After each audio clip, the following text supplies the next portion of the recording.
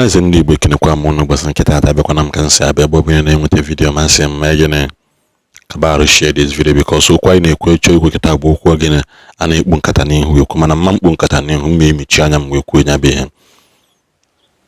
So now after ihe niile ndị Ogbo Ogwu gabiga mgbe nweta vidiyo kwuo okwu vidiyo nwanne anyị nwoke bụ one man nọ na Facebook kwuru okwu maka Ogbo Ogwu mgbe ahụ wee tie mgbe ahụ ikwuo ya okwucha tie o jụrụ ajụjụ dị vital dịcha we never forget. Ọ sị ndị nwunye ụmụ nwunye ndị ọga nwunye ha nọcha they could not do anything about what happened. They cannot even arrange themselves come out and protest ka sị na ụmụ nwaanyị mee ngagharị iwe. They could not do it. Mgbe Aba women riot ama m no according to the story asị na ụmụ nwaanyị organize ya mee ya ọ dị mma. Mgbe nke Queen Amina ka ọ dị gị na eji eme novel mgbe ahụ daye mgasị gote poem poetry nke anọ nwe mago ọmahụ nke na-echefuela m ya na-asụ ya n'oyibo akwụkwọ ede nke asị na one lady engineer Ogo mgbe gboo n'obodo ndị Ogbo Ogwu asị na Amina ka ọ dị gịnị eji wee gbere nwaanyị wee duo agha gbuo egbu ma nwee mmeli. The man jicha all those things were mad when I okay all these women oga were victims of ndị Ogbo Ogwu. Where are you people? Are you just unu na azuri yako n'ọnụ? Ama a lot of people they have go na this here Ogbo Ogwu anọ. Kita massive protest na aga on Ogbo Ogwu according to them for this video. As a name protest na Ogbo Ogwu. Which is bringing back to which is taking me back to the government of the day. As an Amkanjo because I was on your no chicho dalundozo name ebuzi. As I'm kanjo, I was on your ligulu or so bajie.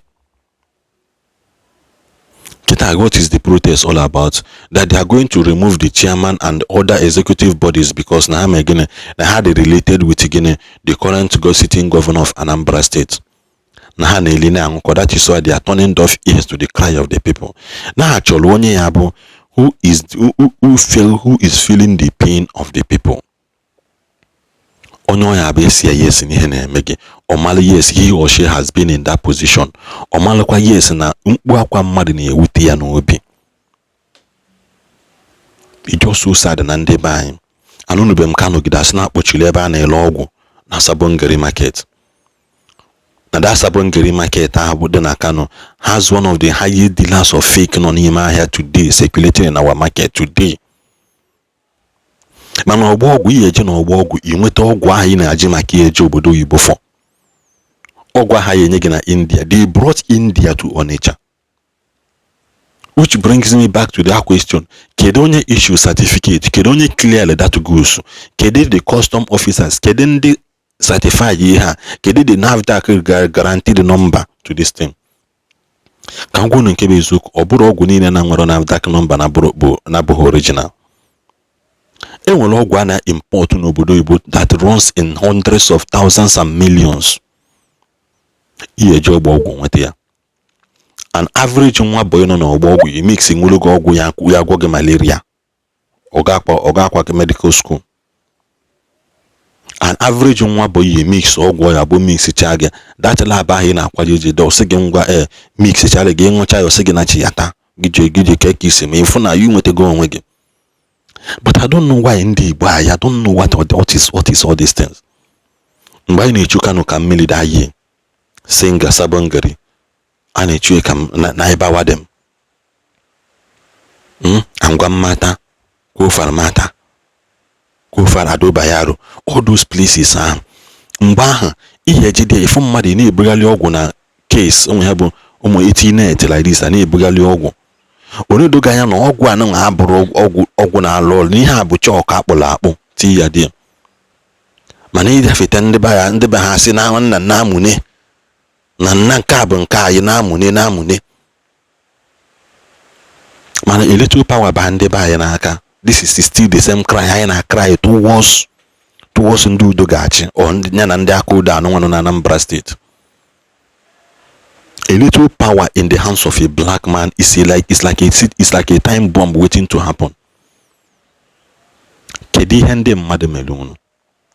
Yes, anyị ma na ndị ọjọọ nọ, enwere ebe na nwere ndị ọjọọ, mana ịma njizi maka na-afọlụ ndị ọjọọ wee na-emegbuzi ndị ọzọ. Ịbịa ka esi eme ihe, ịbịa verify oke nna onye a na-ele fake, iwelụda fake jee na nke okeke, iju okeke nna nke a na nke aka dị iche, okeke igosi nke dị na okeke nke okeke bụ original, okeke pass go the mark ati ikele gị, mana everything niile na-ada na this country gara. Police achọ bịa mee a suspect arrest which they are not even sure, not just ka bịa jụta gị ajụjụ, ifu police ebule egbe bulu mma a na-ekwu makwasagola ebe a. They have already found you guilty even when the court or the people investigation are carried on, because you are already a suspect, but they have found you guilty already. Kedu na ihe na-eme na ndị Igbo anyị? For how long onye akọ ya abịa emegide nwe na asị na enweta Biafra, enwetezi Biafra ka ngwa gịrị truth, enweta Biafra enwe ndị ya akpọ ndị be anyị, onwe ndị ọ dị ka ha gịnị ka ha jide mmadụ suo onye ahụ kọkọ ndị ahụ dị existed again. Ihe ndị mmadụ dị after onwe m gị na mmadụ ya nọ like this a na-akpa ka ihe isi ụdị ma onwe ha nọ ka onye ahụ si nweta connection etinye na one particular position o chefue ka o si bido. Ihe ọ dị after ya bụ onwe ya onye ha dị after ya. See, let us tell ourselves the truth. Emele na-emela na Ogbo Ogwu ama mmechi.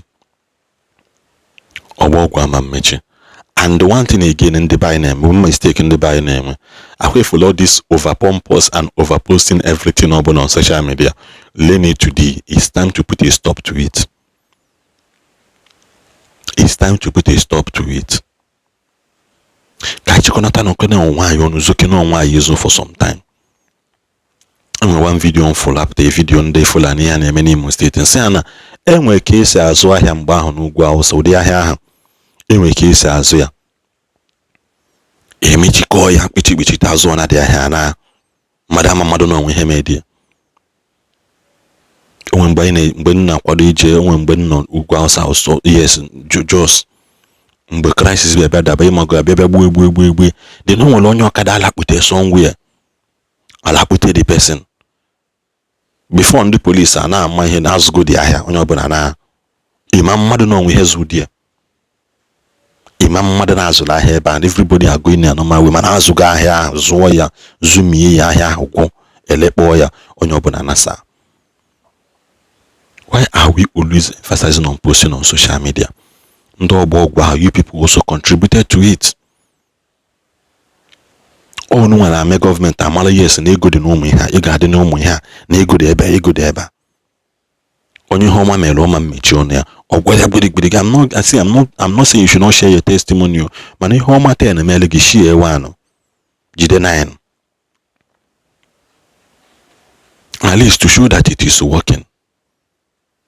Onye apụta ya nọ n'ọgbo mmanya apụta every weekend aṅụ na 50 crate ịmakwa na aṅụ na ofu ogwu anụ nwanne enwetakwa m gịnị 250,000 ya ewe gbakọzi aga how many carton ka ọ na-adị n'ime carton ọ na-adị 24 iwelu maka ofu n'ime ta 24 nweta ego gain of 200,000 agbakọzi aga osi oke ndị a na-enweta ego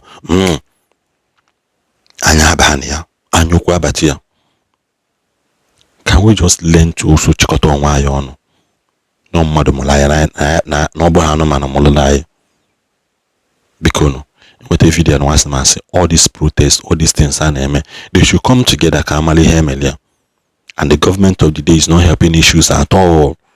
As a sitting governor campaign he be done a Ogbo Ogwu campaign. He chose Ogbo Ogwu campaign.